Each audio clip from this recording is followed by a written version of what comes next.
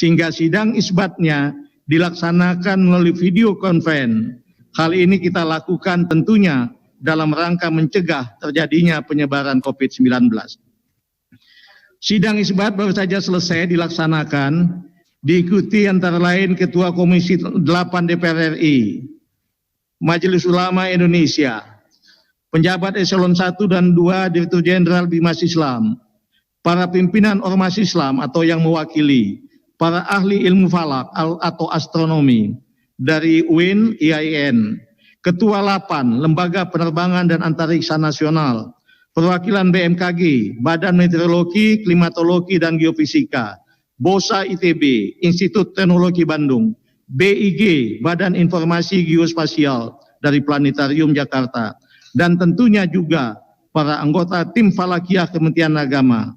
Mereka tidak kita hadirkan di sini, akan tetapi mengikuti sidang dari kantor ataupun rumahnya masing-masing. Sidang isbat diawali dengan pemaparan tentang posisi hilal yang tadi disampaikan menjelang maghrib oleh Bapak Cecep Nurwendaya, salah seorang anggota tim Falakiyah Kementerian Agama Republik Indonesia, yang menyampaikan bahwa ketinggian hilal di seluruh wilayah Indonesia pada posisi di bawah ufuk antara minus 5 derajat 17 menit sampai dengan minus 3 derajat 58 menit. Ini adalah posisi hilal berdasarkan hisab.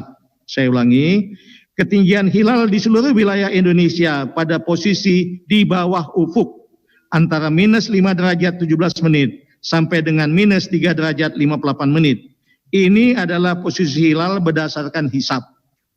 Sebuah metode atau cara untuk mengetahui posisi ketinggian hilal sehingga apakah dimungkinkan hilal itu bisa dilihat atau tidak. Dan setelah maghrib, sidang isbat baru kita mulai yang hasilnya akan saya sampaikan sebagai berikut. Untuk diketahui seluruh umat Islam Indonesia, khususnya dan masyarakat secara umum, bahwa sidang isbat adalah wujud atau manifestasi atau pengejauhan tahan dari Fatwa Majelis Ulama Indonesia nomor 2 tahun 2004 yang menyatakan bahwa penetapan 1 Ramadan, 1 Syawal dan 1 Zulhijjah dilakukan oleh pemerintah dalam hal ini Kementerian Agama dengan berkonsultasi dengan Majelis Ulama Indonesia dan melibatkan ormas-ormas Islam Indonesia. Dalam melaksanakan sidang isbat Kementerian Agama selalu menggunakan 2 metode yang selama ini menjadi bagian yang tidak terpisahkan satu dengan yang lain, yaitu metode hisab, bagaimana yang saya sampaikan tadi, atau dengan cara perhitungan, dan yang kedua metode ruhiyat dengan cara melihat langsung keberadaan hilal. 2 metode, hisab dengan perhitungan, dan yang kedua metode ruhiyat dengan cara melihat langsung keberadaan hilal. Untuk dipahami bersama bahwa 2 metode ini, metode hisab dan ruhiyat, bukanlah 2 metode yang diberhadapkan atau saling dibenturkan. Keduanya adalah metode yang saling melengkapi satu dengan yang lain. Keduanya sama pentingnya, karena seorang peruqyat tentu dia harus menguasai hisab. Tanpa hisab tidak bisa meruqyat dengan baik. Begitu juga hisab sebagai sebuah hal yang sifatnya informatif tentang posisi ketinggian hilal lalu diruqyat. Pemerintah sejak dulu melalui Kementerian Agama selalu menggunakan kedua metode tersebut karena betapa pentingnya kedua metode ini saling melengkapi satu dengan yang lain. Informasi hitungan hisab telah dikonfirmasi dengan laporan sejumlah petugas Kementerian Agama di daerah yang kita tempatkan tidak kurang di 80 titik ruqyat di 34 provinsi seluruh wilayah tanah air Indonesia.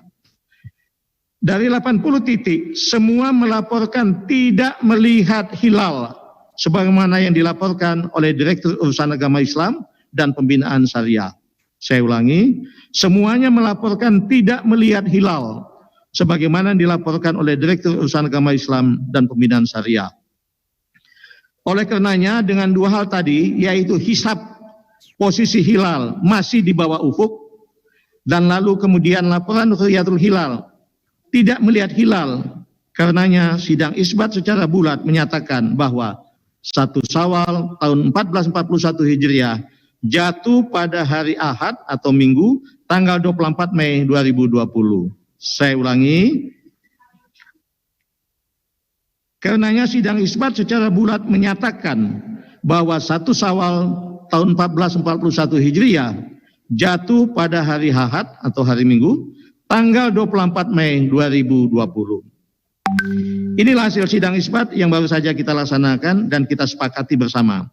Dan tentu kita berharap mudah-mudahan dengan hasil sidang isbat ini seluruh umat Islam di Indonesia akan berhari raya Idul Fitri tahun ini secara bersama-sama. Dan mudah-mudahan ini adalah simbol, cerminan, dan kebersamaan umat Islam di Indonesia. Kebersamaan ini mudah-mudahan menjadi wujud dari kebersamaan kita sebagai sesama anak bangsa untuk juga menatap masa depan bangsa kita lebih baik secara bersama-sama. Saya tambahkan informasi bahwa Saudi Arabia juga jatuh pada hari Ahad tanggal 24 Mei 2020. Inilah laporan dari sidang isbat dan tentu saja nanti kami persilakan dengan hormat Bapak Mewakil Majelis Ulama untuk juga bisa menyampaikan beberapa hal yang jaga penting.